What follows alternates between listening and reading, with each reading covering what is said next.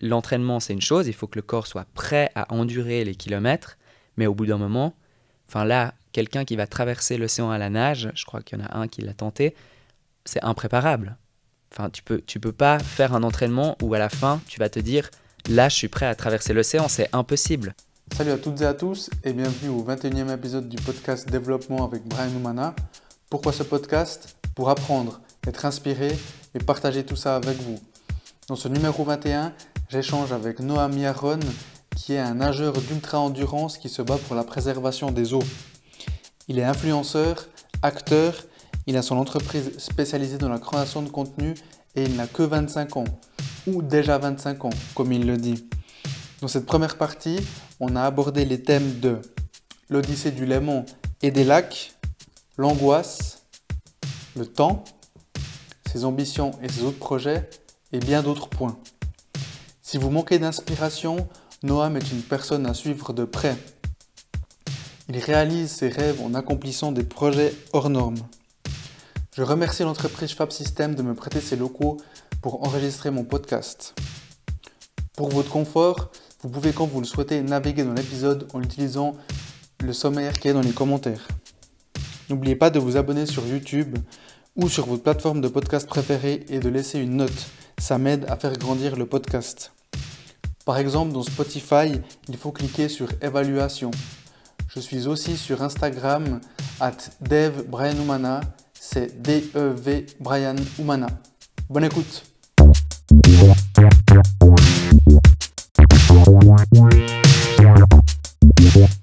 Salut Noam. Salut, Je suis très content que tu sois là aujourd'hui de même, très content d'être ici. et merci d'être venu. En plus de ça, tu as pu goupiller le Water Lover Challenge. Avec la venue d'aujourd'hui, exactement. Exactement. Et moi, ça me fait plaisir parce que on s'est vu il y a environ un an. C'était au TS Day, Exact, event organisé par Telsis que tu portes sur ton t-shirt. exactement. Donc c'est un événement pro dans l'IT, tout ce qui touche au data center, la virtualisation, un peu d'infra, enfin voilà, tout le domaine de l'IT. Et là, tu étais invité d'honneur. Et donc moi, j'ai eu le plaisir de te rencontrer là-bas. J'ai été inspiré par ce que tu as fait. Donc là, tu présentais en fait l'Odyssée du Léman, Exact. traversée du lac Léman que tu as fait en longueur pour un total de 75 km environ que tu as fait l'année passée. Et j'ai été inspiré parce que, alors au-delà de l'acte sportif, en fait c'est tout le fait que tu avais un rêve et tu as tout fait pour l'accomplir. Et c'est ça, moi, qui m'inspire beaucoup. Parce que tu vois, j'entends souvent des gens qui disent j'aimerais faire ci, j'aimerais faire ça, si seulement, ou si. Ouais. Et finalement, quand on rencontre une personne comme toi, on se dit, le si, il faut l'enlever et il faut agir, tu vois. Ouais, exactement. Non, c'est vrai que à cet événement, je venais d'arriver, quelques semaines quand même. Je venais d'arriver de ma traversée du Léman. Pas mal de questionnements aussi sur la suite. Beaucoup d'entreprises m'ont proposé de venir présenter finalement cette aventure qui est non seulement sportive mais aussi écologique puisque c'était en faveur de la préservation des eaux. Et ça, de partager en fait ces aventures, ça donne aussi une autre, je dirais, envergure à ce qu'on fait. Ça permet de sensibiliser les gens déjà sur la cause de la préservation des eaux notamment, mais surtout sur son exploit parce qu'en fait on se rend pas forcément compte quand on a la tête un peu dans le guidon à préparer tout ça, d'être athlète et chef de projet. C'est pas toujours simple à mener. Et c'est vrai que quand on le présente vraiment comme, je dirais, quelqu'un d'externe finalement qui raconte une histoire, c'est fou aussi de voir, en le disant à haute voix, de se rendre compte en fait de tout ce qu'on a pu faire et de se dire ce serait peut-être cool de faire autre chose de plus que ce premier défi déjà. Quand tu dis athlète et chef de projet, donc athlète, on l'entend bien, on le comprend bien, donc c'est concrètement d'avoir fait la nage en fait. Et chef de projet, donc c'est toute l'organisation de cette traversée, parce que finalement il y a toute une logistique derrière, il y a la recherche de sponsors que tu as fait en amont, et qu'est-ce qu'il y a d'autre ? Alors il y a énormément de choses, déjà c'est toute la partie vraiment logistique, tu l'as dit, c'est la partie la plus complexe, notamment sur le défi des 5 plus grands lacs à la nage que j'ai fait cet été, qui était du coup mon deuxième défi après le Léman. il fallait réussir à trouver déjà une équipe qui va venir passer 10-15 jours avec nous. On l'a fait en 11 jours, heureusement. Mais énormément de moyens, puisque il faut aussi rémunérer, en tout cas défrayer ces gens, trouver aussi des camping-cars, puisqu'on se déplaçait en camping-car, payer les campings, réserver, faire de l'overbooking, la nourriture, les boissons, toute la partie de récupération aussi de mon côté, donc avoir des tables de massage, de gérer un peu tout ça, regarder avec les équipes qui ne peuvent pas venir avec nous comment se coordonner pour qu'elles nous retrouvent sur le parcours, sachant qu'on est dépendant de la météo, on est dépendant des vents, on est dépendant des courants, on est dépendant de plein de choses. Et puis, il y a énormément de techniques. Les bateaux, on a décidé de prendre un bateau solaire, donc un bateau qui navigue d'ailleurs sur le lac de Neuchâtel, la société Navigaflex, donc électrosolaire qui est aussi notamment assez fragile, qu'on a dû transporter. Donc il y avait vraiment plein de choses à mettre en place. Toute la partie finance, la gestion des médias aussi, puisque il fallait communiquer en 3 langues, puisqu'on voyageait à travers la Suisse pour communiquer à chaque fois nos traversées. Et puis la complexité, c'était aussi de pouvoir gérer finalement une communication qui est en flux tendu, puisque quand tu traverses un lac et que tu as un jour de pause et que tu en traverses un autre, si tu n'envoies pas le communiqué de presse le jour même de ta traversée, le temps qu'il arrive qu'ils écrivent un article, tu as déjà traversé l'autre. Et en fait, tu t'auto-cannibalises ta propre news. Donc, donc c'est toi qui faisais les... C'est moi qui faisais les communiqués, qui ouais. le faisais traduire aussi par 2 membres de l'équipe qui parlaient respectivement l'allemand et l'italien. Okay. Mais le challenge, c'était vraiment de pouvoir gérer tout ça. Il y avait toujours quelque chose à faire, donc ça c'était quelque chose d'assez intéressant. Et puis tout le management, parce que finalement tu rentres d'une traversée, tu es assez quand même fatigué, il faut faire toutes ces choses, il faut aussi être sûr que l'équipe se sente bien, que tout le monde a à manger, que tout le monde a à boire, que tout se passe bien, et puis surtout moi de gérer ma récupération pour pouvoir 36 heures plus tard reprendre une traversée, quoi. Ouais. Donc finalement, pendant ces 36 heures, c'était pas que du repos. Pas du tout. Et surtout, ce qu'on se rend pas compte, c'est qu'il y a une équipe à terre, il y a une équipe sur le lac, à chaque fois, celui qu'on traverse.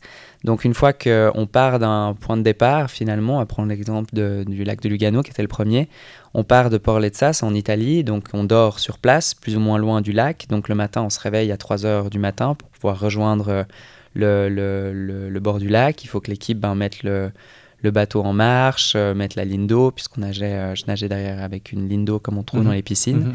Et c'est vrai que il faut réussir à faire tout ça. C'est très tôt, on dort pas beaucoup. Et du coup, une fois qu'on part sur le lac, toute l'équipe sur terre remballe les camping-cars, tout le matériel. Il y a énormément de matériel, les tables, les chaises, toute la nourriture, les micro-ondes qu'on installe dehors. Il y a plein de choses.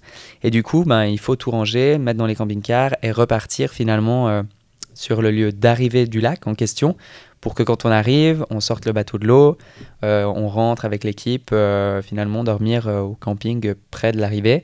Et puis ensuite, le soir, donc moi j'arrive un peu fatigué, je dors, et puis le lendemain matin, on remballe les affaires et on part vers le prochain lac, etc., etc. Donc on est tout le temps sur la route.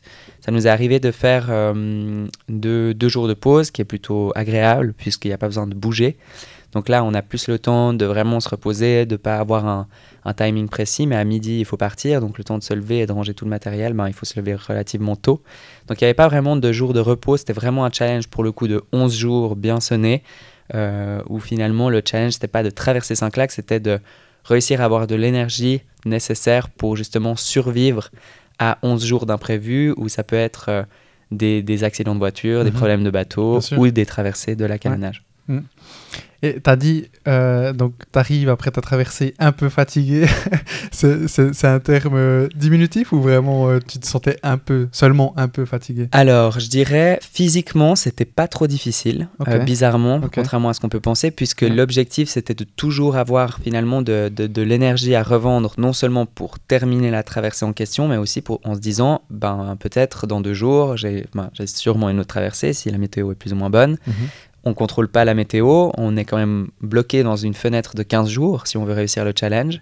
Et du coup, il faut toujours avoir de l'énergie, en tout cas physiquement, pour pouvoir affronter les éléments qui sont incontrôlables. Donc ça, c'était la première chose. Et la deuxième, c'est vraiment tout ce qui touche, je dirais, au mental. Là, il faut vraiment être, on va dire, à l'aise avec soi-même, savoir jusqu'où on est capable d'aller, ou est-ce que c'est trop, ou est-ce que, aussi se lire finalement personnellement, comprendre quels sont un peu les signes du cerveau, puisque le cerveau parle, hein, c'est sûr. Et du coup, il fallait toujours avoir un peu de l'huile sous le coude pour pouvoir gérer ça du mieux qu'on peut. Et c'est vrai que, en tout cas, j'ai dû tellement en fait être sur la réserve tout du long. J'ai nagé relativement vite quand même, mais moins vite que le Léman, parce que c'est évidemment un challenge un peu différent. Mais à la fin, le dernier lac, c'était le lac de Neuchâtel, l'un des plus grands lacs. Enfin, c'est le plus grand lac complètement suisse, mais l'un des plus longs de la traversée de ce défi. Et du coup, je suis arrivé plus ou moins simple. Tu étais là, hein, tu m'as vu. Donc, j'arrive à marcher, j'arrive à courir. J'avais pas vraiment de problème. C'est aussi relatif à la natation, qui est un super bon sport pour le coup. Où il n'y a pas d'impact. Donc le seul risque que tu as en termes de nageur, c'est d'avoir des tendinites au coude, à l'épaule, des douleurs quand on nage aussi longtemps dans des muscles qui maintiennent la position finalement allongée. Là où dans une piscine, tu t'arrêtes, tu fais des culbutes, donc le corps change de position, donc peut activer, reposer certains muscles. Là, quand tu es autant de temps dans la même position, le challenge, c'est vraiment de réussir à activer certains muscles pour pouvoir, en fait, une fois qu'un groupe est fatigué, de faire travailler un autre qui aura le même rôle. Donc ça, c'était aussi une grande partie de ma préparation. Donc, pas du tout soulever des haltères de 100 kg, mais plutôt de muscler des tout petits muscles qui me servent à maintenir ma position et qui peuvent prendre leur lait si tout d'un coup, les abdos, par exemple, perdent un peu de force, les laisser se reposer, puis utiliser plutôt les lombaires ou des choses comme ça. Donc, ça, c'était aussi quelque chose où il fallait consciemment le comprendre et puis réussir à faire ça du mieux possible pour que tout simplement on arrive en un seul morceau à traverser ces 5 lacs. Ok. Et tu as dit que tu as quand même nagé relativement rapidement par rapport à toi, à ce que tu peux faire ou ce que tu sais faire, ou par rapport au papier? Alors, je dirais, il y a sur le lac Léman, on a fait, je crois, à peu près une moyenne, pause comprise, à peu de choses près, hein. Enfin, vraiment à prendre avec des pincettes, entre 3,75 à 4 km/h. Donc, c'est équivalent à quelqu'un qui marche, à peu de choses près, plus ou moins normalement. Et puis là, on était un tout petit peu plus bas, on était autour des 3,5, 3,3, ça dépend. Pause comprise, donc il y a vraiment des moments où je nage pas, donc c'est pas ma vitesse de nage. Donc très intéressant par rapport, en tout cas de comparer ces deux. Et ce qui était assez impressionnant, c'était que je nageais aussi, sauf éléments contraires, grosses vagues et tout, plus ou moins à chaque fois plus rapidement sur chaque lac. Donc on se rendait compte que le corps aussi, en fait, surcompensait finalement l'effort. Donc quand tu nages le premier lac de Lugano, il se dit, voilà, il a nagé 11 heures, c'était galère, c'est pas quelque chose dont il a l'habitude. Donc qu'est-ce qu'il va faire? Il va envoyer une information finalement aux muscles pour se dire, il faut qu'on soit prêt s'il recommence à faire ça très bientôt. Et du coup, c'est ce qui fait qu'au fur et à mesure, comme tu t'entraînes pour courir un marathon de manière un peu différente, le corps en fait réagit, s'adapte, et ça fait que plus on avançait, plus j'étais entre guillemets rapide et efficace dans mes traversées. Et c'est un peu ce qu'on se dirait à l'inverse. On se dirait, plus il avance, plus il est fatigué, plus il y a de stress, plus... Voilà, logique, ouais. Et puis, en fait, pas forcément. Donc ça, c'est aussi je dirais aussi des personnalités qui sont assez bien, je dirais, trempées, comme la mienne, où moi, je savais pourquoi j'étais là, je savais que j'avais l'expérience du Léman déjà, qui faisait à peu près le double de chaque traversée qu'on a fait cet été dans l'Odyssée des lacs. Donc, je savais que j'avais la capacité de finir ces traversées en termes de kilomètres. Mais après, le grand point d'interrogation, c'était de les enchaîner. C'était de comment est-ce que le corps, finalement, en sortant de l'eau et en revenant dans l'eau, va réagir. Donc là, on a été aussi assez vite, entre guillemets, mis devant le fait accompli. On a découvert plein de choses. On a découvert que quand tu passes la journée à plat dans l'eau, en fait, le corps s'est dépensé. Il a fait, je ne sais pas combien de milliers de coups de bras, 50 000 en moyenne. Et le cerveau a l'impression que tu as dormi, puisque tu es couché. Tu vois, oui, vrai. Comme quand tu lèves ton iPhone, tu as la lumière qui s'allume, tu l'enlèves, il s'éteint. En fait, c'est la même chose. Donc, du coup, le cerveau, moi, je me couchais le soir, donc relativement physiquement fatigué, entre guillemets, parce qu'évidemment, j'ai fait que du sport toute la journée. Et donc, je me couche, et là, je me rends compte que mon cerveau, il n'est pas prêt à dormir, quoi. Donc, il faut dormir un peu assis, il faut trouver un peu... des astuces pour pouvoir justement se reposer au mieux. Et j'ai pas énormément dormi, alors que je suis plutôt quelqu'un qui dort pas mal pour pouvoir performer. En tout cas, le sommeil, c'est quelque chose que je mets en priorité, tant dans ma vie professionnelle que sportive. Il me faut généralement 8 heures pour bien fonctionner dans une journée. Et c'est vrai que quand je fais du sport, il m'en faut plus. Et là, c'est rare que je dépassais les 7 heures en sachant que je pouvais dormir un peu plus, mais impossible. Donc, ma foi, il faut prendre les choses comme elles viennent, se coucher beaucoup la journée, du coup, même sans forcément dormir, pour vraiment se reposer, pas utiliser de groupe musculaire que je vais utiliser en nageant. Donc, c'était un peu ça l'astuce pour essayer de survivre finalement, puis donner le repos au corps, qui ne veut pas toujours dire dormir. Et ça, c'est aussi quelque chose qu'on a un peu ancré dans nous-mêmes, où on se dit je suis fatigué, il faut que j'aille dormir. Se reposer de manière générale, se coucher, suffit. La plupart du temps, même en fermant les yeux, avec un podcast ou autre, c'est largement suffisant, quoi. Ouais, ok. Et c'est vrai que c'est là que tu te dis qu'on n'est pas forcément maître de nous-mêmes. Ouais, Dans le sens où, tu vois, notre cerveau, donc c'est une incroyable machine qui nous aide à faire énormément de choses, à être productif. Enfin, voilà, c'est incroyable.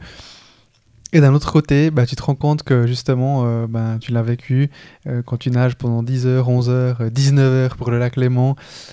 Au final, lui, il comprend pas que... enfin, il doit bien se dire quelque chose, mais finalement, il se dit, il dort, en fait. Et puis, tu vois, en fait,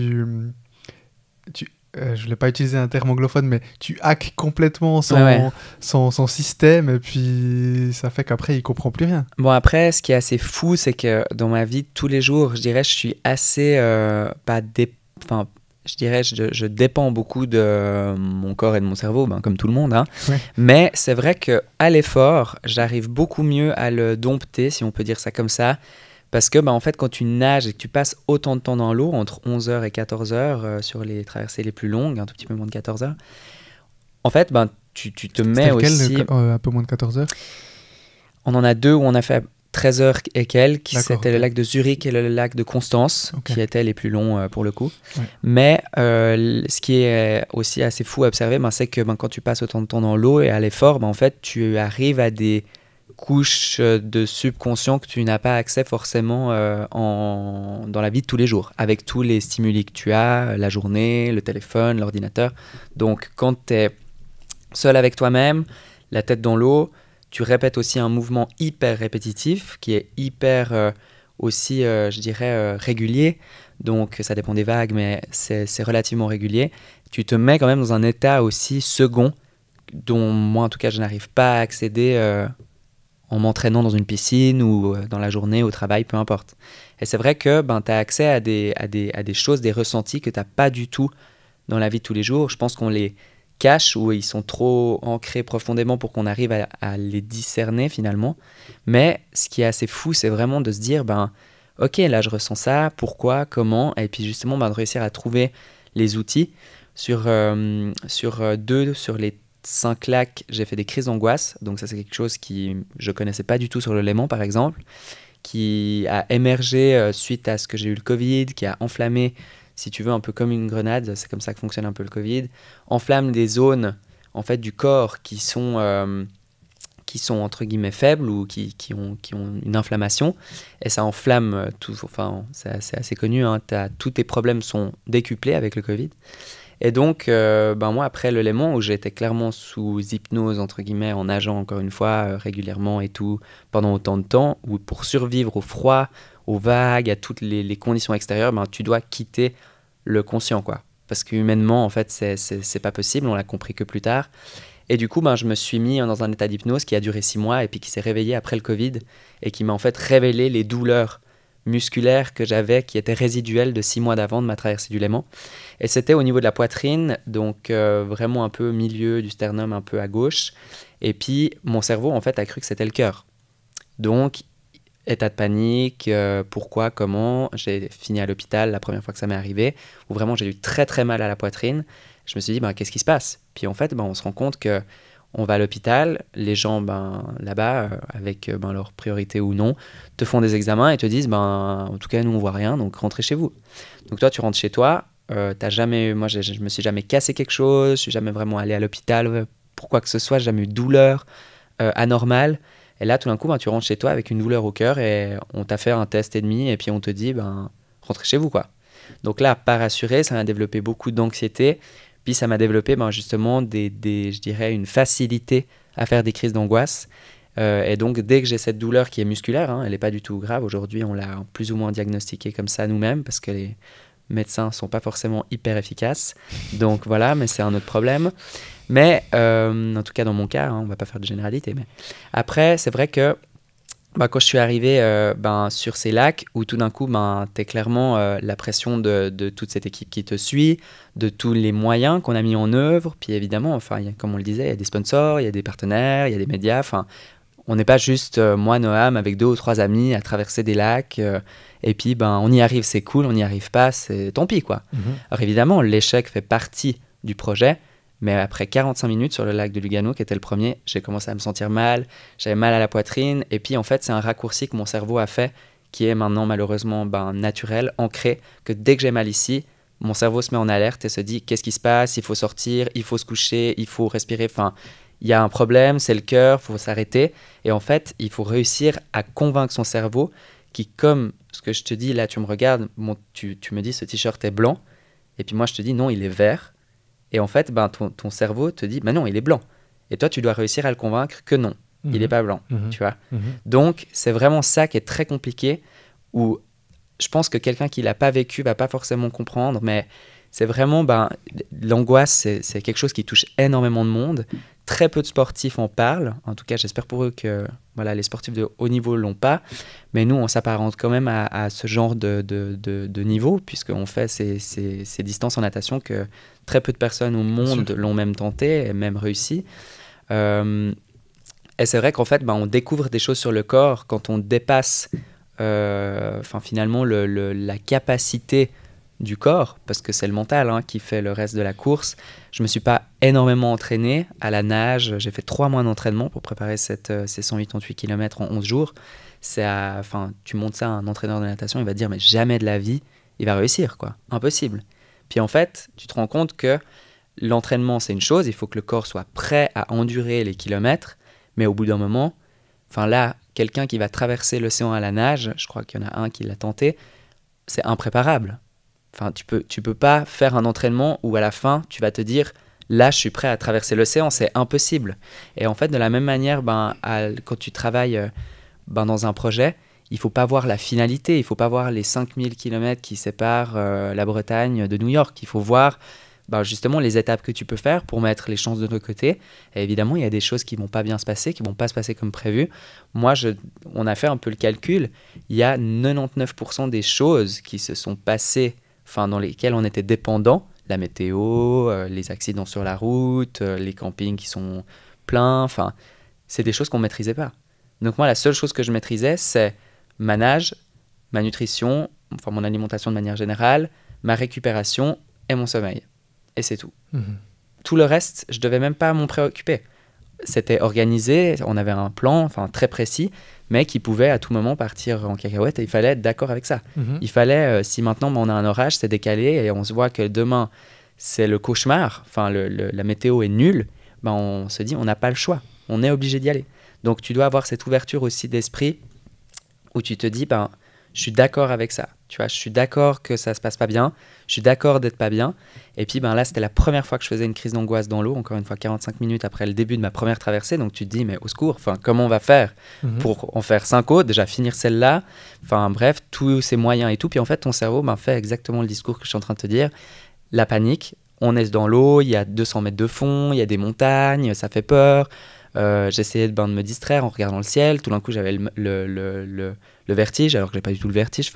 C'est un espèce de système qui est sain à la base. C'est ton cerveau qui essaye de te prémunir de quelque chose qui est pour lui un danger.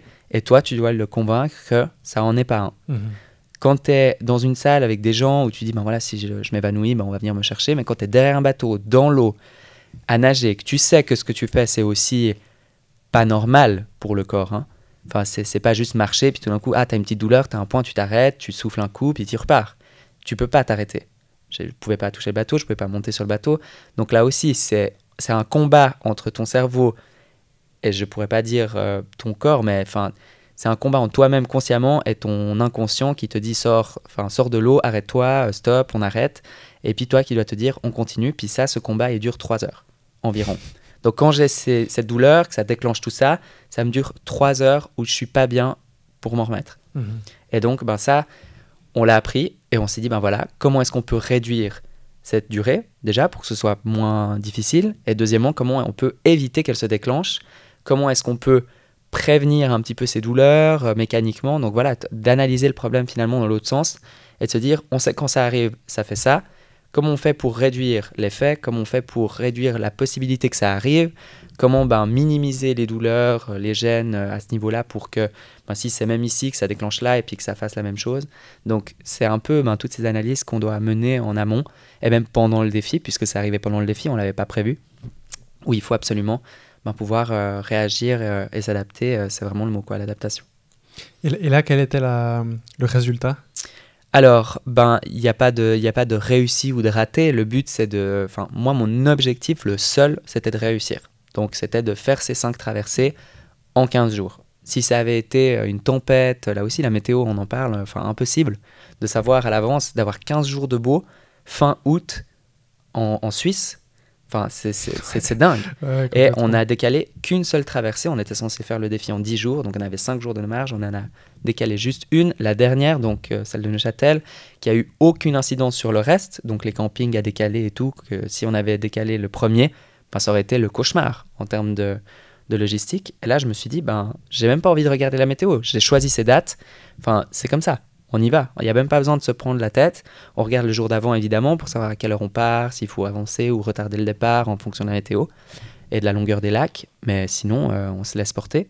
Et puis, en termes d'angoisse, c'était justement de trouver des techniques, de trouver des manières de réussir à finalement déjouer le cerveau, de déjouer justement cette mécanique, ce cercle vicieux qui est hyper négatif.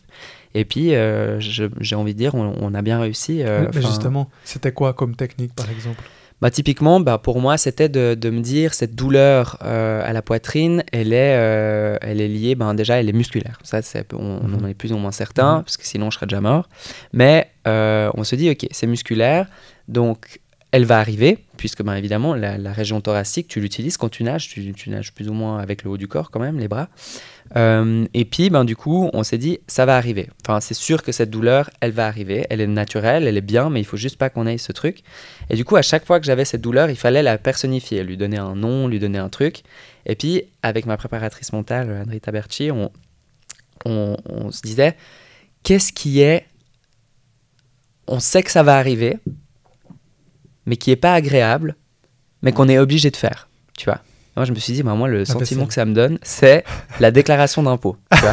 Et du coup, on s'est dit, top, on va l'appeler la déclaration d'impôt et tout. Donc, dès que tu commences à sentir ce truc, tu dis, ok, déclaration d'impôt. Donc, une fois qu'elle est là, tu peux rien faire. Tu la reçois, tu es obligé de la payer. Mais tu n'es pas obligé de la payer tout de suite. Tu peux demander des délais, tu peux la décaler. Et puis, nous, ce qu'on jouait beaucoup, c'est sur la géographie, puisque il fallait toujours avoir un peu une imagination derrière tout ça pour déjouer finalement la rationalité du cerveau sur cet enchaînement d'informations négatives.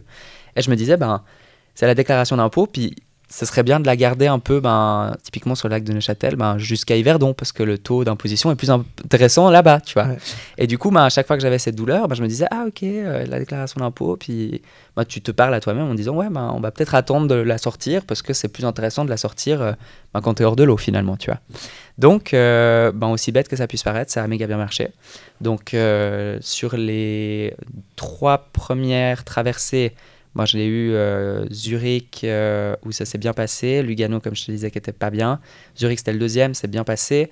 Et le dernier, le 3e, c'était Constance. Là, j'ai eu aussi pas mal d'angoisse, mais plus lié au froid. Il faisait très froid. Je pense que ça m'a rappelé aussi l'élément qui, même si je n'ai pas vécu ça consciemment, de manière compliquée, je pense que mon corps s'en rappelle. Et du coup, le froid n'est pas une information positive pour moi non plus. De la même manière où cette douleur m'a rappelé cette fois où je me suis dit que j'allais mourir, tu vois. Et puis en fait, c'est ça, il faut rationaliser tout ça. Puis on a tout personnifié en déclaration d'impôt, puis ça a très bien marché. Et du coup, les 2 derniers, j'ai eu zéro problème. Vraiment zéro.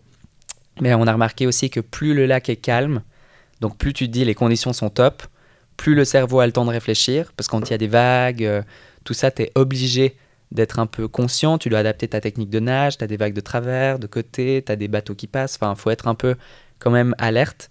Et donc là, ça n'arrivait pas. Et donc, c'est sur les meilleurs lacs, avec les meilleures conditions, où j'avais ces crises d'angoisse, bizarrement, quoi. Ok, c'est intéressant, ça m'a fait rappeler un livre que j'ai lu il y a 2 ans, je crois. Je crois que ça s'appelle Mindset. Tu en as déjà entendu parler? Ouais, ça me dit quelque chose. C'est un psychologue des États-Unis, Harvard ou Stanford, ou je sais plus trop où. Et justement, moi, j'avais fait ce petit exercice que j'ai jamais vraiment continué, où à un moment donné, elle dit, on a tous des peurs dans la vie. Prenons l'exemple de la prise de parole, par exemple. C'est un exemple qui peut parler un peu à tout le monde, je pense. Disons que tu sais que... là, je fais un peu le parallèle avec tout ce que tu as dit. C'est un autre niveau, comme tu as dit. Hein, toi, tu étais dans l'eau, tu ne pouvais pas toucher le bateau. Tu as 200 mètres de profondeur dessous toi, tu as le ciel en dessus, tu as les montagnes. Tu n'as pas de filet de sécurité. Tu n'as rien. Tu as l'équipage qui est avec toi, mais tu n'as pas Enfin, t'as rien à quoi t'accrocher à part toi-même. Donc, c'est pas genre, oui, voilà, couche-toi, respirer. Respire, calme-toi. Puis en exact. plus, quand tu nages, moi je nage en 2 temps, donc je fais une respiration toutes les 1 seconde, 1 à 2 secondes. C'est une respiration relativement rapide, donc qui donne aussi un signal inconscient au cerveau que t'es en train de faire de l'hyperventilation. Donc, tout en fait s'enchaîne, il n'y a rien qui va dans ton sens. Ouais. Et c'est pour ça qu'il veut que tu t'arrêtes. Et il a raison, enfin vraiment sur le fond. Et puis c'est ça qu'il faut comprendre. C'est qu'il faut se dire, c'est normal, il ne faut pas avoir honte de ça. Il y a des gens qui arrivent très bien à... moi aujourd'hui, cette douleur, cette grosse découverte de douleur que j'ai eue en février, qui m'a valu ces crises d'angoisse après sur les lacs, ça m'a aussi déclenché une peur complètement irrationnelle de la voiture. Donc, j'ai de la peine à conduire maintenant. J'adore conduire. J'ai même piloté des avions étant plus jeune. J'en ai piloté récemment. J'ai pas de problème. Mais la voiture, ça me pose problème. Et puis, on se dit, mais c'est hyper bizarre. Et j'ai été voir un spécialiste parce qu'on essaye toujours de comprendre ces douleurs, de l'appréhender, de réussir à trouver des techniques ou même, si c'est musculaire, justement de la libérer, d'éviter que ça se reproduise. Et puis, j'ai été voir, c'est drôle, c'était hier. J'ai été voir un spécialiste et il m'a dit mais écoutez, c'est hyper logique, quoi. Il faut que vous compreniez que quand vous faites vos traversées, vous avez un cadre qui est le cadre que tout le monde a quand il naît, plus ou moins, de manière un peu égalitaire. Vous avez votre 0 qui est ici, donc qui est le même partout, et que quand vous voulez aller toucher des objectifs qui sont là-bas, qui font que la douleur, elle monte jusqu'ici, pour que ce soit supportable, votre 0, il doit se déplacer. Donc, vous devez déplacer votre axe. Et donc, ça veut dire que ce qui est là-bas pour vous est normal. Il ne l'est pas pour la plupart des gens. Mais de la même manière où vous avez une couverture quand vous vous couchez, une couverture carrée, par exemple, elle va couvrir vos pieds, elle va couvrir jusqu'ici. Mais si vous la tirez pour réchauffer votre tête, vous allez avoir froid aux pieds. La couverture ne peut pas s'étendre. Et donc, il m'a dit de la même manière, vous avez du coup... Des faiblesses sur des points qui vont se révéler. Là, en l'occurrence, c'est à côté du cœur, c'est à la cage thoracique. Et c'est en fait le prix à payer pour pouvoir avoir un cadre qui est là-bas. Donc, du coup, la question, c'est soit vous êtes d'accord avec cette douleur et vous gardez ce cadre là-bas parce que vous voulez faire de la performance, vous voulez aller toujours plus loin, vous voulez vous améliorer. Et du coup, il va falloir apprendre à vivre avec ça, trouver des techniques, comme on l'a dit, mentale, aller voir des spécialistes pour voir si on ne peut pas libérer cette douleur, la diminuer, mais elle va toujours être là. Soit on peut faire un travail où on essaye de remettre ce cadre à 0, mais du coup vous ne pourrez plus aller jusque là-bas. Et du coup, là, la question, en tout cas pour moi, elle est vite répondue. Donc il faut, pour moi en tout cas, apprendre à vivre avec ça, puis je suis d'accord. Puis il m'a dit, la voiture, c'est la même chose, c'est quelque chose qui est associé à cette douleur qui est ici, parce qu'évidemment, ça me panique d'être en voiture, donc tout d'un coup, je commence à avoir la tête qui tourne, je suis pas bien, et moi, ma peur, c'est de m'évanouir au volant, de faire un accident, et surtout, de blesser les autres. Avant moi, c'est aussi les autres. Et puis, il se passe jamais rien. Donc, tu montes si tu te mets dans ma peau, je monte dans une voiture, j'arrive sur l'autoroute, et tout d'un coup, il y a tout qui se met en alarme. C'est comme si tu es au bord d'un pont pour sauter à l'élastique. Cette peur un peu, cette adrénaline un peu, mais qui pour le coup... est rationnel pour le coup parce que ton corps n'a pas envie de sauter en bas d'un pont. Là, c'est la même chose, sauf que ça dure des heures. Donc, je suis dans un état de stress et de panique irrationnel pour la plupart des gens. Et comme il disait, votre carrière, tout ce que vous faites est irrationnel pour le 99,9% des gens.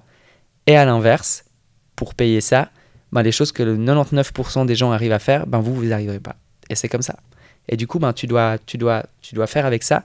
Tu dois te dire, ben, ok, ben, si la voiture, c'est mon point faible, ben, je trouverai d'autres solutions. Ben, regarde, aujourd'hui, tu es venu me chercher, on trouve des alternatives. Je travaille aussi sur ça. Cette semaine, ben, j'ai fait l'aller-retour jusqu'à Neuchâtel en voiture. Donc, j'arrive à prendre la voiture, je m'entraîne à prendre la voiture, mais c'est complètement dingue pour la plupart des gens. Ouais, et même pour moi, qui adore conduire, jusqu'à quelques semaines en arrière, adore conduire, j'ai piloté des avions encore une fois. Enfin, c'est pas du tout quelque chose qui me fait peur à la base. C'est pas une phobie, mais c'en est devenu une. Donc, ben voilà, faut faire avec ça. Faut travailler dessus si on a envie de s'améliorer là-dedans.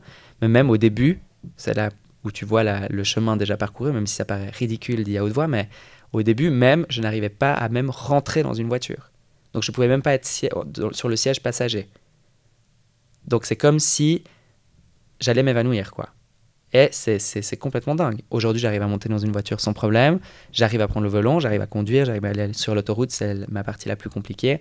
Le plus difficile pour moi, ben, c'est justement quand il y a des routes, des travaux où il n'y a pas de bande d'arrêt d'urgence, où justement ben, mon cerveau qui cherche à sortir, hein, c'est vraiment ça, il cherche une porte de sortie. Et ben, tout d'un coup, ben, tac, tu es sur les travaux, ben, là, pour venir depuis Morges jusqu'à Neuchâtel, tu as ben, l'échangeur d'Yverdon, il est en travaux, ben, tu as une voie qui est comme ça, où tu peux pas t'arrêter. Et donc, du coup, ben, ça, pour moi, c'est très dur. Parce que ben, j'ai l'impression d'être enfermé et de ne pas pouvoir m'arrêter. Et c'est un cercle vicieux qui, du coup, redonne encore plus d'angoisse à l'anxiété, à la peur, à la panique. Et du coup, ben, là, il faut réussir à se calmer. Et puis, du coup, ben, aussi, le truc un peu vicieux, c'est que vu que c'est vraiment ben, sur la cage thoracique, quand tu prends des grandes respirations, quand on te dit ben, calme-toi, ben, ça m'ouvre, ça presse. Donc, c'est encore pire. Donc, bref, il faut réussir à comprendre ses douleurs, comprendre ses points faibles, finalement. Et puis, ben, là, en tout cas, ça m'arrive de moins en moins. Donc, je vois aussi que c'est évidemment lié au stress. Donc, il faut réussir à baisser aussi la pression. Pour moi, ça a été aussi d'engager quelqu'un pour la suite de mes aventures, mes prochains projets professionnels ou sportifs. Et du coup... ça veut dire quoi, engager quelqu'un ? D'avoir quelqu'un avec moi qui va pouvoir me décharger d'une certaine... on va dire d'un certain volume de travail que je faisais seul jusqu'à maintenant, et que maintenant je me dis ok, il faut que j'investisse dans moi-même finalement. Donc de se dire il faut que je gagne du temps, que je fasse plus de choses qui me font vraiment plaisir, malgré que mon métier est déjà une passion, mais évidemment il y a toujours des parties un peu moins fun et plus stressantes et plus enfin voilà. C'est le et du 80-20. coup, exactement, donc du coup j'ai décidé de déléguer une partie que j'aime faire actuellement, mais que je me dis elle serait mieux faite par quelqu'un d'autre. Et surtout, moi, ça va me donner non seulement du temps, mais aussi de la potentialité d'améliorer mon état physique général. Encore une fois, pour ce tout petit truc qui, pour moi, m'empêche pas de faire des choses incroyables. Donc, c'est vraiment un investissement. C'est ces règles de 1% à chaque fois qu'on additionne et qui, tout d'un coup, te font une énorme différence. Cette douleur qui peut représenter 1% des risques... qui pourrait me faire baisser d'1% ma vitesse, ben sur des traversées de 12 heures, c'est énorme. Enfin, c'est des choses qu'on ne peut pas se permettre.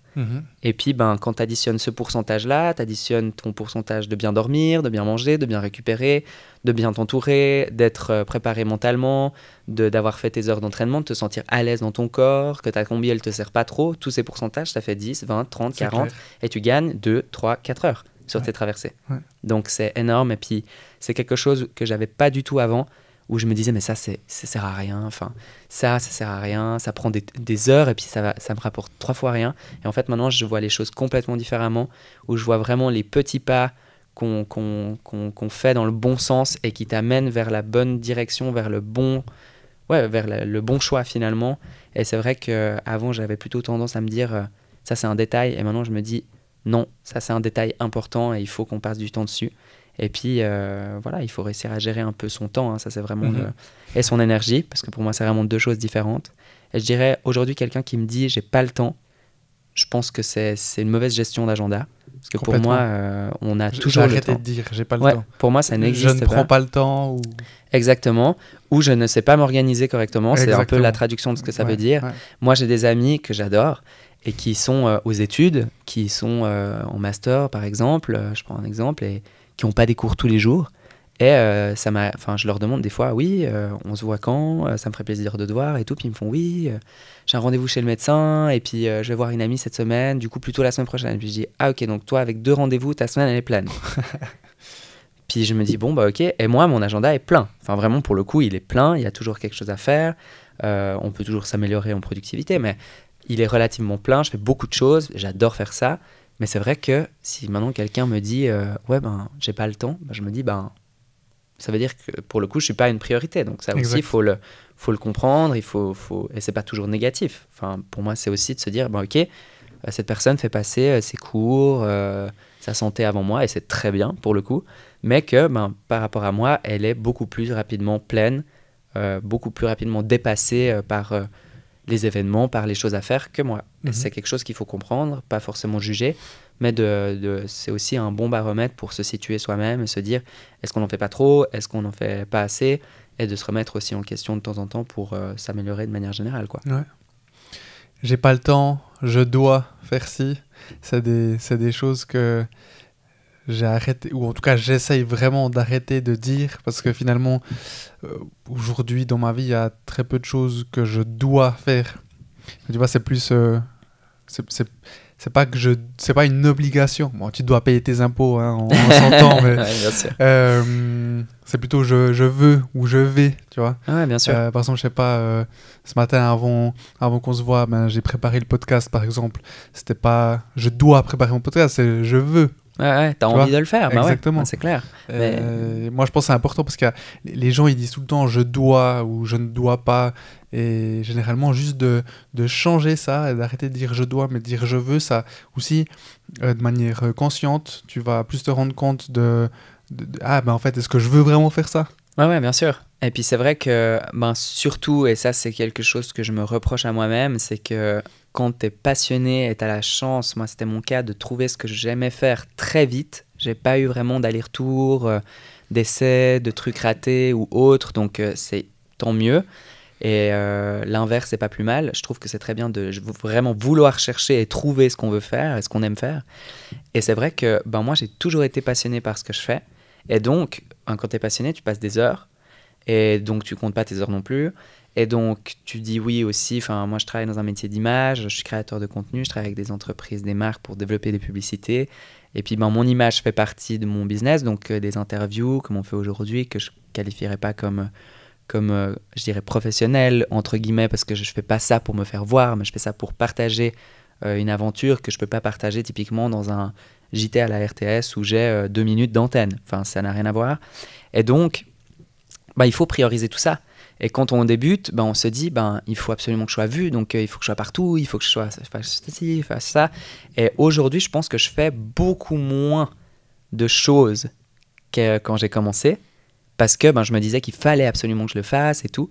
Et aujourd'hui, pas forcément par envie, mais plus par se dire, aujourd'hui, je me rends compte que tout ce que j'ai fait est très bien, mais qu'aujourd'hui, c'est plus du tout les mêmes priorités.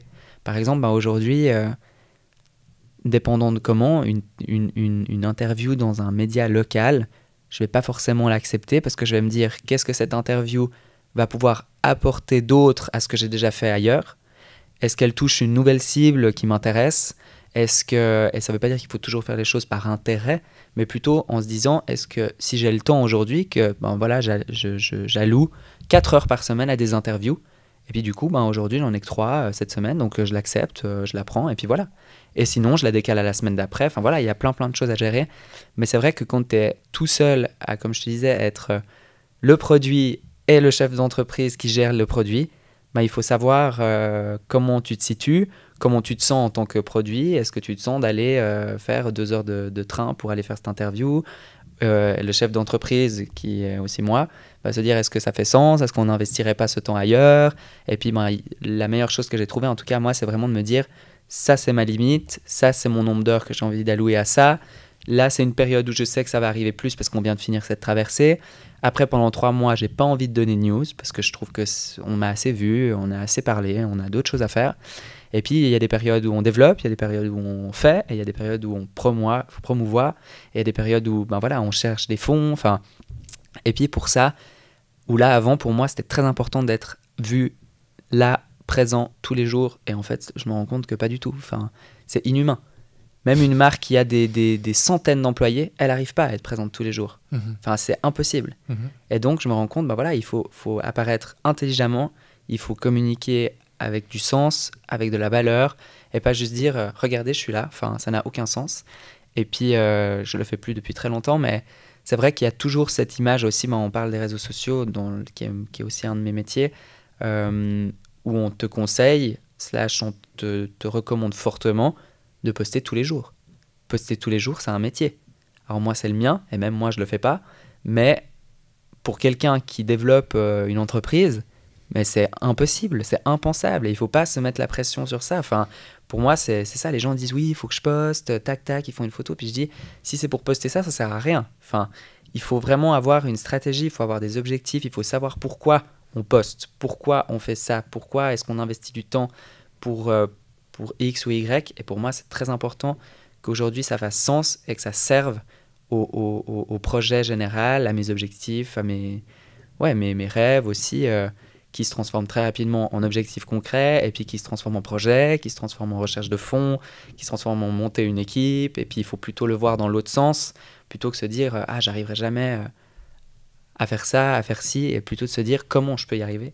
Et puis justement, de descendre les échelles jusqu'à des étapes qui sont atteignables et de faire des marches qui sont vraiment réalistes et atteignables. Je t'ai pas présenté au début.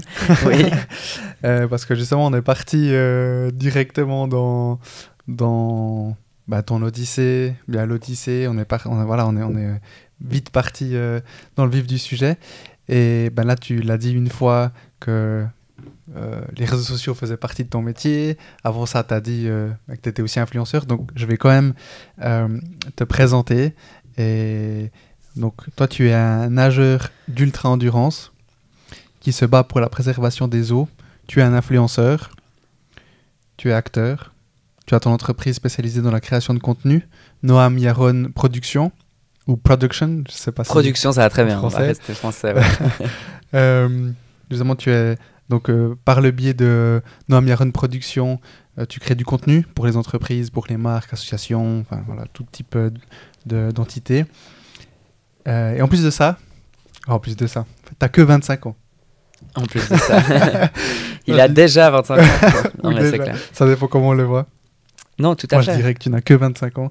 Et donc, tu as fait ces deux très grands projets, donc l'Odyssée du Léman, l'Odyssée des Lacs. Et moi, je me posais la question, aujourd'hui, quelles sont tes ambitions après avoir passé tout ça?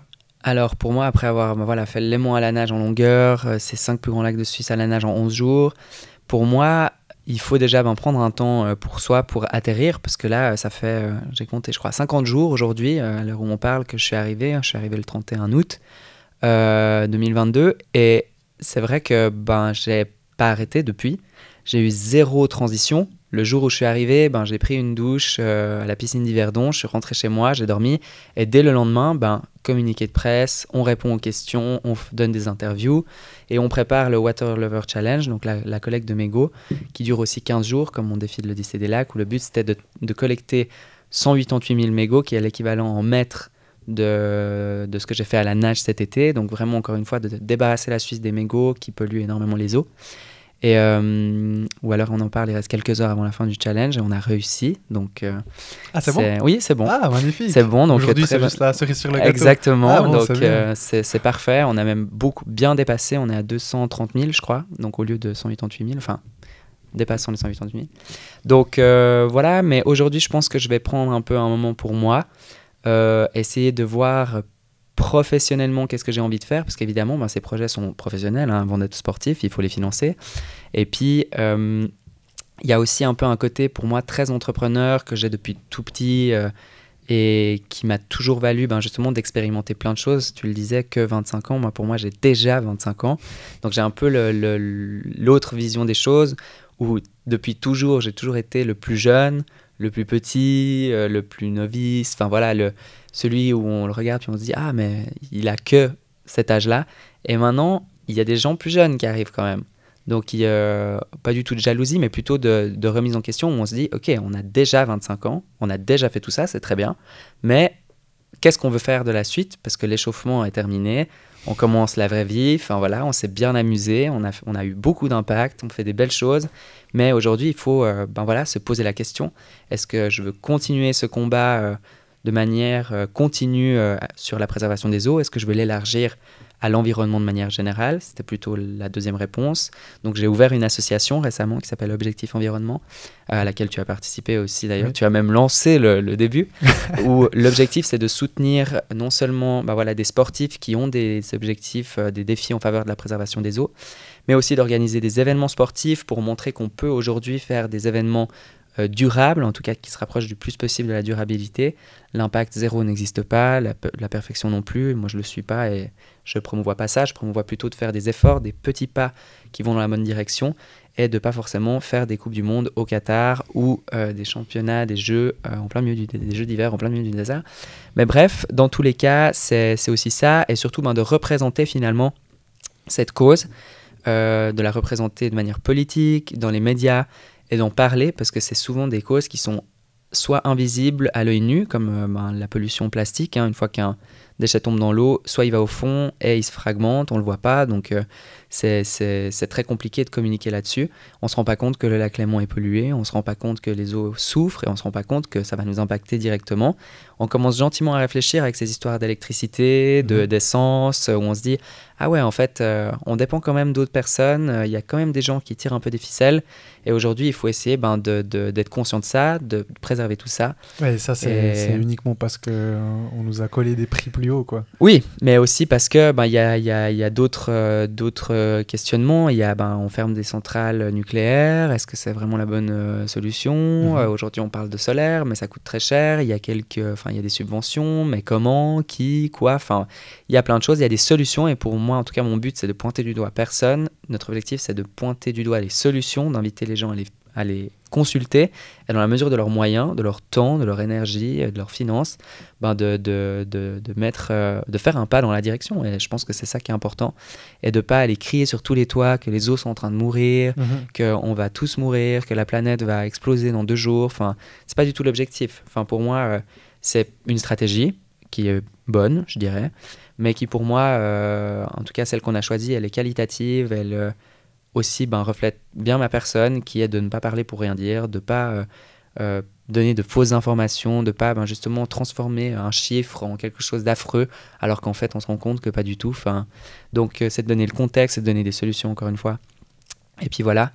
Et pour répondre à ta question de manière très succincte, c'est pour moi aujourd'hui de trouver aussi un défi sportif, toujours, puisque le sport a toujours fait partie de ma vie depuis que je suis tout jeune.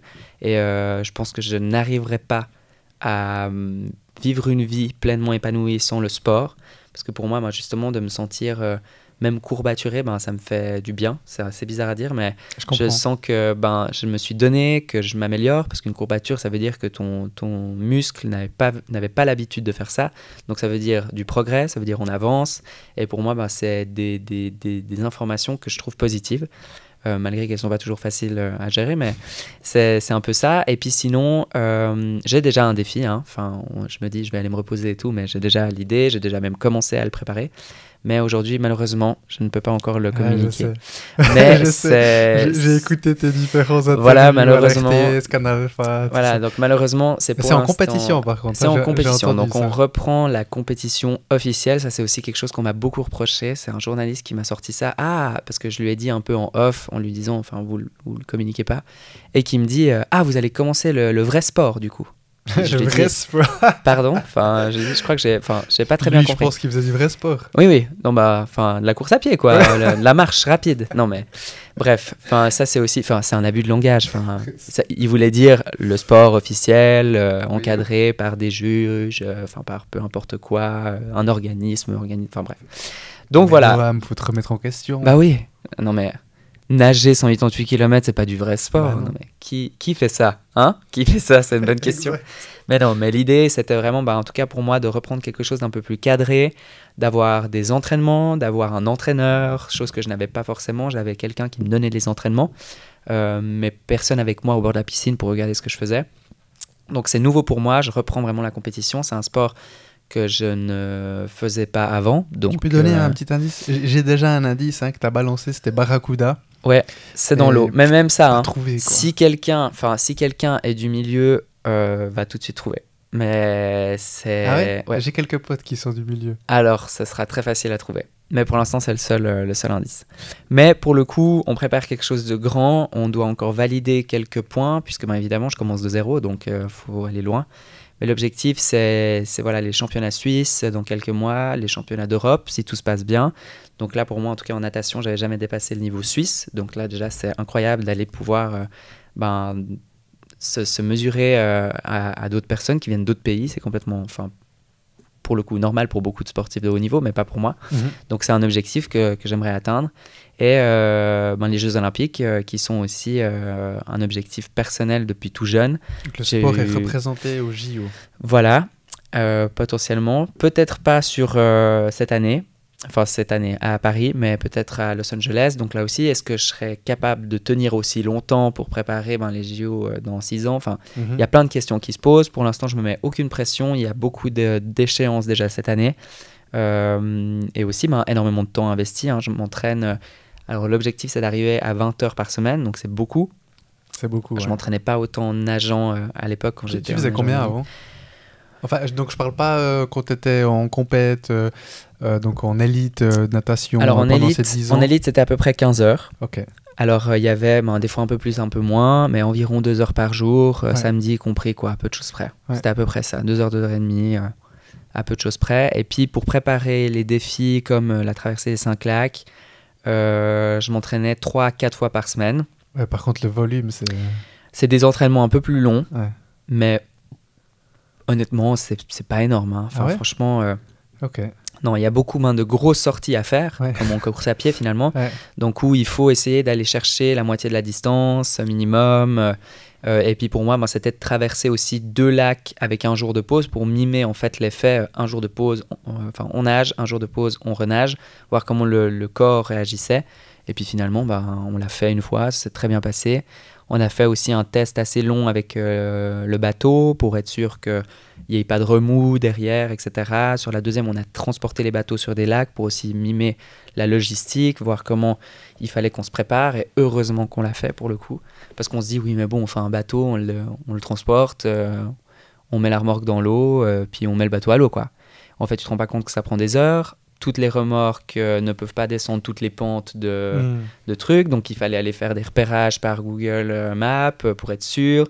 Tu te dis, celle-là c'est bon, tu arrives sur le moment même, elle est fermée, elle n'existe plus, ou bien elle est remplie d'algues, donc impossible de faire descendre la voiture. Enfin, bref, il y avait plein d'aspects techniques qu'il fallait vérifier avant. Mais non, là, pour le coup, on est vraiment dans un truc cadré où moi, à part suivre mes entraînements et faire mes trucs à la maison et tout, mes entraînements perso, on va dire, il n'y a pas grand-chose à réfléchir, entre guillemets. Encore une fois, c'est vraiment schématisé. Mais voilà un peu Donc 20 heures d'entraînement par semaine pour ton prochain, je veux dire, défi. C'est un défi. C'est un défi, là, plus que défi, ouais, complètement. Et puis, à côté de ça, on en parlait, d'engager quelqu'un pour qu'au niveau professionnel aussi, je puisse me permettre de faire ça. Donc, il commence normalement demain, non, lundi, ouais. Mais il y a pas mal de... La personne commence lundi ? Voilà, exactement. Okay. Donc après, il y a plein de choses à gérer. L'onboarding de la personne. Quand on travaille seul, d'être à deux, c'est plaisant, mais il faut quand même gérer. Enfin, il y a le côté managérial qui est important. Et puis, là aussi, généralement, les personnes que je cherche, qui ont les compétences que je cherche, elles sont plus âgées que moi. Donc... Okay. Par aussi, malheureusement ou heureusement, l'expérience que j'ai eue rapidement. Et du coup, il faut aussi savoir gérer une équipe, ce qui a été mon cas sur la traversée des 5 lacs, sur l'Odyssée du Léman aussi. Donc, il y a plein de choses qui sont importantes à mettre en place pour être sûr que ça se passe bien. Et puis, on a des clients aussi, donc pas forcément créer du contenu que pour moi, mais on a des marques qui veulent être visibles sur mes réseaux sociaux par exemple, donc ça s'appelle un peu de l'influence, j'aime pas trop ce mot, mais d'un autre côté, si je peux influencer les gens positivement en collectant des mégots par exemple, comme on le fait avec ce Water Challenge, finalement ce terme a plutôt du sens. Mais après, donc voilà, il y a aussi des marques qui veulent créer du contenu pour, je dis n'importe quoi, un mariage, une inauguration, où moi je n'apparais pas dedans, où du coup on joue vraiment le rôle de production, de boîte de prod finalement. Et puis ensuite, il y a plein d'autres choses, plein de projets que j'ai en réserve, que j'ai dû mettre un peu de côté pendant le Covid, où c'était un peu fermé, et qui se développent un peu dans d'autres pays aussi. Donc il y a plein de choses qui se passent, il faut avoir une bonne gestion du temps. Je n'ai pas encore réussi, je dirais, à être 100% productif, où je me dis, voilà, là j'ai vraiment réussi à bien gérer ma journée. Ça m'arrive rarement, mais j'essaie d'arriver le plus possible proche des 100%. Mais voilà, je fais beaucoup de choses, et j'ai beaucoup de temps aussi à côté finalement, parce que j'arrive bien à m'organiser. Et puis l'idée c'est aussi de mettre du temps à disposition pour la famille, les amis, et tout n'est pas une course contre la montre. Comme tu dis, j'ai que 25 ans, donc il faut aussi profiter de ces moments-là qui se représenteront pas. Mais j'ai la chance vraiment d'avoir trouvé ce que je voulais faire encore une fois très vite, et du coup j'ai pas du tout l'impression de travailler, quoi. Enfin, franchement, quand je vois des gens qui me disent « Ah, purée, demain, je vais au boulot », moi, je me dis « Demain, je développe un nouveau projet », quoi. Enfin, dans le sens, c'est complètement différent. Et je sais que c'est un luxe de pouvoir dire ça et de travailler pour soi-même et de pouvoir en vivre pleinement. C'est cool. De pouvoir engager du monde, c'est encore plus gratifiant, en tout cas à titre personnel. Et du coup, de pouvoir se délester de parties un peu plus, je dirais, moins créatives, moins fun, moins entrepreneuriales au sens large du terme, et plutôt d'aller dans le développement des projets, d'aller rencontrer les marques, d'aller rencontrer les entreprises. Puis aujourd'hui, avec ces deux projets qui ont eu énormément de succès, je suis dépendant de tellement de choses pour ce succès, des gens qui m'ont amené jusque là où j'en suis, mes préparateurs physiques, mental, nutrition, il y a plein de choses, et puis les médias qui ont largement relayé ces défis et ce challenge, où là aussi on nous dit collecter des mégots, c'est pas sexy. Donc il faut réussir à trouver un nom sympa, à trouver des marques, des entreprises qui financent ça. On a la chance d'avoir le soutien de l'Office fédéral de l'environnement. Si on m'avait dit que le pays allait soutenir un de mes projets, mais jamais, je me serais dit, mais jamais de la vie. Et quand je commençais, on répondait pas à mes mails, pas la Confédération, mais même des entreprises, des gens que j'avais même déjà rencontrés me répondaient même pas. Puis aujourd'hui, ces gens-là, ils viennent me réécrire, ils viennent me rappeler, puis je me dis, c'est très sympa. Ouais, on a vu ce que tu as fait, comme si de rien n'était. Oui, machin. Puis je dis, oui, on vous a envoyé un mail pour que vous nous souteniez, mais apparemment, personne n'y a répondu. Ah ouais, spam, ouais, voilà. Puis pour le coup, mon prénom et mon nom de famille, Noam Yaron, part souvent dans les spams. Okay. Donc pour le coup, c'est une excuse. Pour ceux qui nous écoutent, vous pouvez l'utiliser. Mais bref, voilà. Mais typiquement, il y a des choses complètement folles. On est dans un pays où il y a le plus de banques par habitant, limite, et on n'a pas de banques qui soutiennent nos projets. La même chose pour les assurances. On a une fondation qui dépend d'une assurance qui nous a soutenus, mais... J'ai une banque pour toi, on en parle après. Alors, volontiers. Ouais, j'ai une banque. Et encore une fois, je trouve ça dingue. Et il y a des banques et même l'horlogerie. On est un pays d'horlogers. On n'a aucune marque de montre qui a accepté de nous soutenir. J'ai une marque de montre pour toi aussi. Aucune marque de montre. Et il y a des marques de montres, je ne citerai pas les marques, même si l'envie m'en vient. Et je disais ça à mes équipes, j'ai tellement envie de sortir la liste des marques que j'ai contactées et avec l'email de refus qu'ils m'ont envoyé. Pour montrer non seulement l'incohérence des discours marketing que certaines marques tiennent à l'heure actuelle, qui se positionnent sur l'environnement, certaines même pratiquement, que sur les eaux. Donc tu te dis, qui sont suisses. Donc là où notre défi fait les 5 plus grands lacs de Suisse, si c'est pas suisse, ça, il va falloir m'expliquer ce que c'est. Il y a, qu'est-ce qu'ils disent d'autre ? La jeunesse, l'entrepreneuriat, le dépassement de soi. Bref, toutes ces valeurs qu'on a dans ce projet, et on nous dit, ça correspond pas, désolé, vous n'êtes pas du tout dans le truc. Puis tu te dis, bon, super.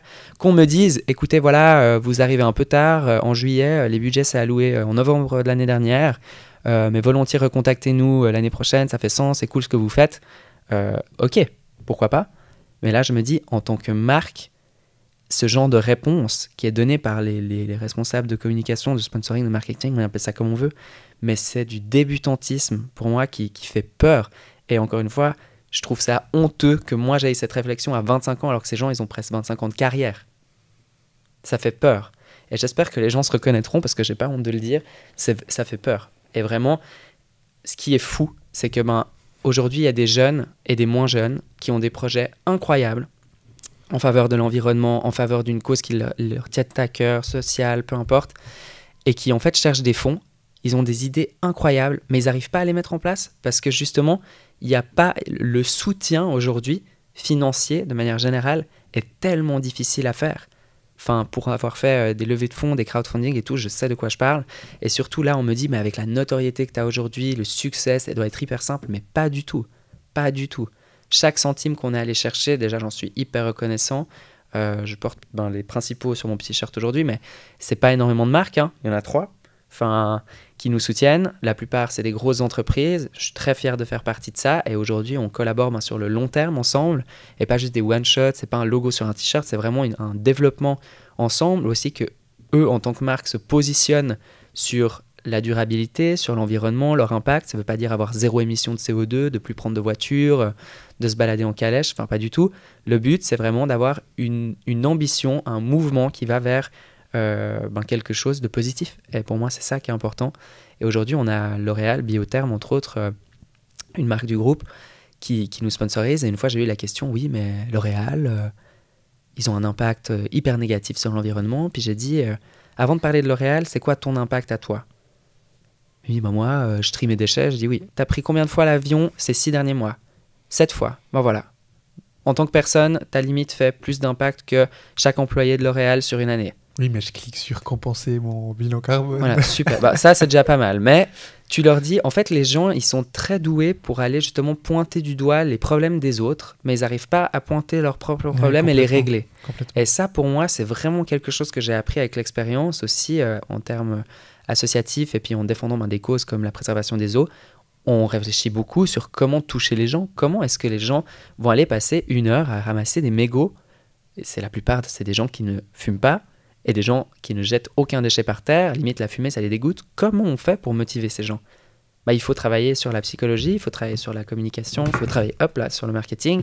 Il faut avoir une compréhension de l'autre, il faut avoir de l'empathie, il faut comprendre le schéma de pensée de ces gens qui n'est pas le même que le mien. On en parlait, mon 0 est plus au 0, hein, il est là-bas. Et puis il faut choisir de revenir, de aussi se mettre à la place des gens, puis de réussir à comprendre que même si pour moi, comme on le disait, mon 0 est là-bas, ça veut dire, pour moi c'est évident qu'il faut sauver la planète, les eaux, ça me paraît évident, on partage la planète ensemble. Pour moi, ça me paraît fou qu'aujourd'hui, on a encore de l'essence qui est versée dans les eaux, on a encore des stations d'épuration qui versent, parce qu'ils n'arrivent pas à gérer la capacité d'eau usée, de verser tout dans le lac, ça me paraît fou. Et c'est en Suisse. On ne parle pas de l'Ouganda, on ne parle pas de pays défavorisés où il n'y a pas de moyens. Et Dieu sait qu'il y a déjà énormément de choses qui sont mises en place en Suisse. Mais ça fait peur. Pour moi, ça fait vraiment peur. Et puis encore une fois, mon but, c'est pas de pointer du doigt qui que ce soit. Parce qu'évidemment, typiquement, les stations-service, elles doivent... les stations d'épuration, elles doivent aujourd'hui changer tous leurs installations, qui datent pour certaines de centaines d'années en arrière. Hein, on n'exagère même pas. Mais ça coûte des millions. Donc là aussi, tout d'un coup, on voit il y a un problème financier. Comment on fait pour décerner ces millions ici plutôt que dans l'allumage de lumière de Noël pendant 3 mois, pendant les fêtes? Là aussi, c'est des priorités qui, pour moi, devraient être aujourd'hui remises au goût du jour et puis devraient être réfléchies. Et puis, c'est ça qui est pour moi important de souligner et de sensibiliser les gens à ça. Après, chacun est libre de faire ce qu'il veut. Moi, j'ai aucun jugement à porter à qui que ce soit, mais pour moi, ce qui est important, c'est que si demain j'ai des enfants, qu'ils aient en tout cas la même chance que moi j'ai eu de développer leur projet, de vivre une vie sereine, c'est vraiment le mot. Et je pense que c'est pas trop demandé en ces temps un peu compliqués. Et c'est tout. Pour moi, c'est aussi simple que ça. Et tu as choisi le Water Lover Challenge, donc la collecte de mégots de cigarettes au bord des différents lacs. Parce qu'un mégot ou une cigarette jetée dans l'eau pollue environ 1000 litres d'eau. Alors, la précision, c'est que les gens ne jettent pas, alors ça serait encore à vérifier, mais ne jettent pas leurs mégots directement dans l'eau, ce serait quand même fou, mais ils les jettent par terre, et avec le vent, la pluie, ça tombe dans des bouches d'égout ou directement dans le lac si c'est proche du lac, et ça pollue jusqu'à 1000 litres d'eau. Il y a 3500 substances chimiques dans un mégot, la plupart solubles dans l'eau. Il y a du plastique, il y a de la nicotine, il y a plein de choses dans la cigarette, dans le mégot de cigarette qui sont hyper nocives. on a fait des tests, des études où on voit, on met un mégot dans une jarre transparente, l'eau est opaque. Et on a fait des tests aussi avec des animaux, du plancton ou autre, il y a tout qui meurt. Et aujourd'hui, ça choque personne de jeter ça. Enfin, il y a encore des gens qui jettent leurs cigarettes par terre. On voit tout le temps. Ça reste encore une fois une minorité. C'est ce que j'aime beaucoup souligner, c'est que les Suisses ne sont pas des porcs, comme on pourrait le croire. On a par contre le plus de déchets par habitant. Je crois on est l'un des pays où on a le plus de déchets par habitant. Et tout le monde nous dit oui, mais on trie des déchets. C'est très bien, mais évidemment que plus tu as de déchets, plus il y a de possibilités qu'ils arrivent par terre, plus il y a de possibilités qu'ils arrivent dans l'eau, plus il y a de possibilités que ça pollue l'environnement de manière générale.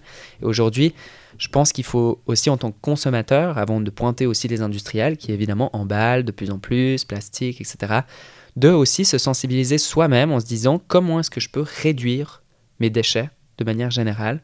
Ça ne veut pas dire manger de l'air et boire de l'eau du robinet tous les jours, malgré que c'est recommandé, mais de se dire, aujourd'hui, je vais prendre une bouteille comme ça pour prendre de l'eau chez moi pour ma journée, que je vais remplir au robinet au boulot. Il y a de l'eau potable partout en Suisse encore, donc on espère que ça durera, mais ces mégots peuvent menacer ça. Et aujourd'hui, c'est pas du tout une problématique qui est mise en avant. Je suis très fier de pouvoir collaborer avec l'Office fédéral de l'environnement sur ça. Ça veut dire qu'ils sont conscients que c'est quelque chose de problématique. Et c'est pas juste, on a une enveloppe de tant de milliers de francs à verser pour un projet en Romandie ou un projet pour les eaux ou un projet pour le truc. Ils nous ont répondu en limite les 48 heures en nous disant on vous soutient. Sans trop poser de questions. Ils nous ont demandé évidemment des explications sur les ravages du mégot, donc de savoir pourquoi c'était nocif, comment, des études et tout, donc ce qu'on a envoyé. Puis tout le monde me dit mais trouve pas que c'est fou qu'ils te demandent de prouver ça? Puis je dis non, il faut qu'ils choisissent aussi les projets. Je pense qu'il y en a plein de projets, il y en a très peu qui sont financés, il faut qu'ils soient bien ficelés, le nôtre apparemment l'était. Et aujourd'hui, c'est aussi l'objectif d'Objectif Environnement, l'association que j'ai ouverte, de pouvoir accompagner des sportifs, des personnes qui veulent se mobiliser pour l'environnement de manière générale par le biais du sport, de montrer comment on fait une demande à l'Office fédéral de l'environnement, de montrer qu'est-ce qu'il faut mettre en avant, de montrer les bonnes et mauvaises pratiques que nous, on a pu expérimenter au travers de toutes les actions pour l'environnement que j'ai pu faire. Celle-là est celle qui a le plus de succès, mais c'est un début, c'est une première étape, on va en refaire. Avec ou sans financement, on va se débrouiller, c'est toujours ça. Et après, entre guillemets, j'ai beaucoup grandi, je dirais, cette dernière année, de par tous les challenges, tant sportifs que professionnels que j'ai eus, toutes ces problématiques aussi liées finalement comment ça s'appelle, à la recherche de fonds, parce que c'est un travail de fond pour le coup. Donc oui, il faut être constamment présent, il faut échanger, il faut donner des nouvelles. Et puis comme on le disait, il y a les médias, il faut que pour que les sponsors soient contents, il faut qu'il y ait de la visibilité. La visibilité, il y en a certaines qu'on maîtrise, c'est-à-dire nos réseaux, nos canaux, nos trucs, mais les médias en font partie et il faut qu'on ait de l'intérêt. Donc comme on génère de l'intérêt, il faut trouver un storytelling qui est sympa, il faut faire des communiqués de presse en 3 langues parce qu'on navigue dans les 3 régions linguistiques du pays. Donc c'est plein de questions et c'est vrai qu'on se rend compte que la plupart des gens sont très vite dépassés par ça, et Dieu sait que c'est normal, moi-même je suis, mais il faut réussir à trouver les équipes, les ressources, les personnes qui peuvent nous amener à réaliser la vision qu'on a, le projet qu'on a en faveur de l'environnement ou professionnellement, c'est la même chose. Merci à toutes et à tous d'avoir suivi cette conversation, et si elle vous a plu, pour m'aider à continuer, abonnez-vous à Développement avec Brian Oumana sur Spotify et ou sur YouTube, et n'oubliez pas de noter mon podcast. Je vous en suis reconnaissant. Je vous donne rendez-vous le vendredi dans 2 semaines pour la partie 2. Ciao, ciao.